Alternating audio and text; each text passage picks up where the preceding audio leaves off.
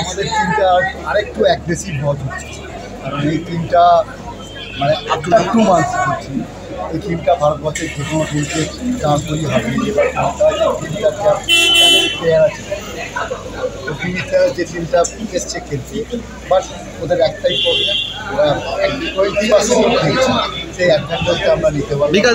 এত দর্শকের মাঝেও আমরা লিড নিয়েও ম্যাচটা তুলে হেরে গেলাম। এটা আমাদের সত্যি আমরা একটা ভেবেছিলাম যে আসিয়ান কাপের পর আবার একটা নতুন ইতিহাস গড়বে বেঙ্গল কাপ, একটা দুঃখ নিয়ে ফিরছি আর কি।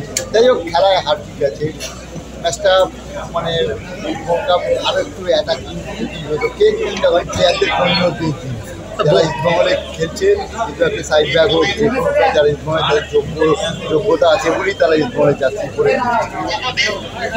বড় ম্যাচে কি কোনো এফেক্ট করবে? না, বড় ম্যাচ ইজ ডিফারেন্ট ম্যাচ শুধু বড় ম্যাচটাই শুধু সিরিয়াস খেলা না, বড় ম্যাচ হবে এটা আদি অনন্তকাল ধরে মোর যতদিন থাকবে ততদিন এই ম্যাচ হবে।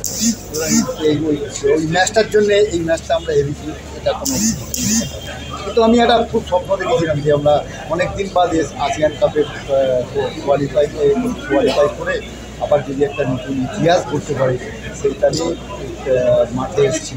মানে হতাশ আমি হইনি কিছু, হতাশ হবার মতো ফুটবল, তবে আরও একটু অ্যাগ্রেসিভ খেলা উচিত ছিল, যেহেতু হোম ম্যাচ, ঘরের মাঠ, সাপোর্টার সব কিছু আছে, এটা আমাদের মানে যাই হোক এটা ব্যাড লাগ।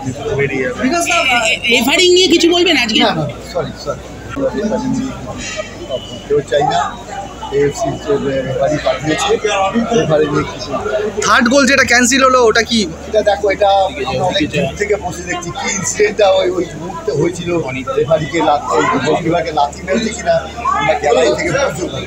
তবে আমার মনে হলো রেফারির সাইডটা বোধ হয় হাতটা দেখিয়ে গোলের দিকে বেরোছিল, তাতে আমরা একটু আনন্দ করে চিল্লিয়েছিলাম। তার পরবর্তীতে আবার দেখলাম ডিসিশনটা চেঞ্জ করেছে। ওকে, ভালো লাগলো। ফুটবলটা নেক্সট ম্যাচের জন্য ওটা ডিফারেন্ট ম্যাচ, ডিফারেন্ট ম্যাচ।